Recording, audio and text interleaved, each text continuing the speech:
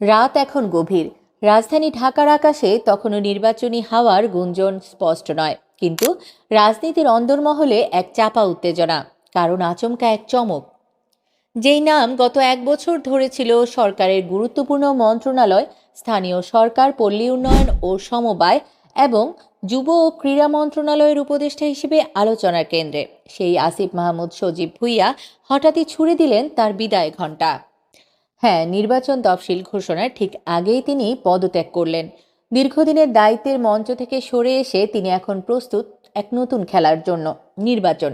কিন্তু এই নাটকীয় প্রস্থান কি কেবলই রাজনীতিতে নতুন অধ্যায়ের সূচনা, নাকি এর পেছনে লুকিয়ে আছে আরও গভীর কোনো রহস্য? ক্ষমতার অলিন্দে কান পাতলে শোনা যায় শঙ্কা ও প্রশ্নের পদধ্বনি। দায়িত্বে থাকাকালীন আসিফ মাহমুদের চারপাশেও কিন্তু বিতর্কের মেঘ ঘনিয়েছিল। তার ঘনিষ্ঠ জনের দিকেও উঠেছিল দুর্নীতির তীর।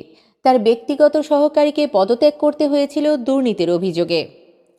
শুধু তাই নয়, উপদেষ্টার বিরুদ্ধেও নির্বাচনী এলাকায় বরাদ্দ, পদায়ন, পদোন্নতিতে আর্থিক লেনদেন এবং প্রকল্পে কমিশন গ্রহণের মতো স্পর্শকাতর অভিযোগ নিয়ে গুঞ্জন চলছিল।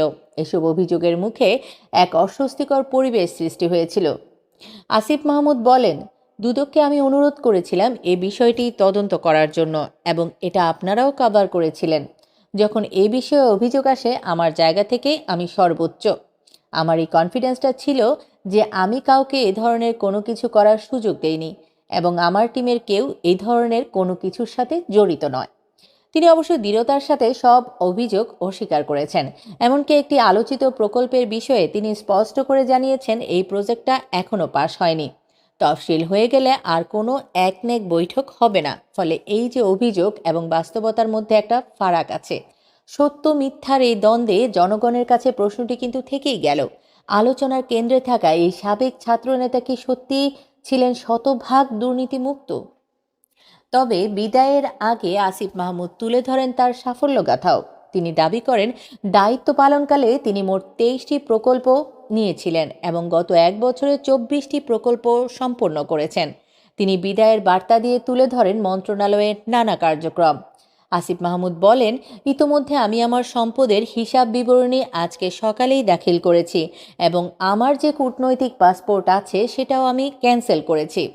তিনি কেবল পদত্যাগ করেননি, জমা দিয়েছেন তার সম্পদের হিসাব বিবরণী এবং সারেন্ডার করেছেন তার কূটনৈতিক পাসপোর্ট, যেন এক প্রতিজ্ঞাবদ্ধ নিষ্কণ্টক যাত্রার প্রস্তুতি।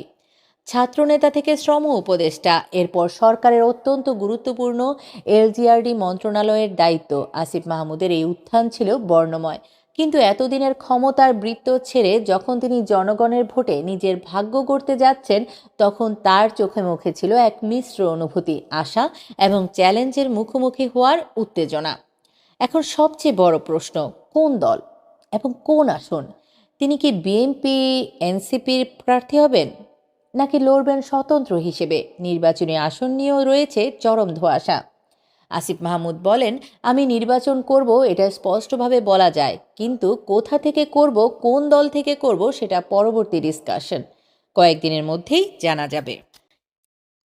এই দ্বিধা, এই সাসপেন্সই বলে দিচ্ছে বাংলাদেশের রাজনীতিতে আসতে চলেছে এক নতুন মোড়। ক্ষমতা থেকে রাজপথে, দুর্নীতির অভিযোগ থেকে স্বচ্ছতার অঙ্গীকার, আর সর্বশেষ নির্বাচনের চূড়ান্ত ঘোষণা।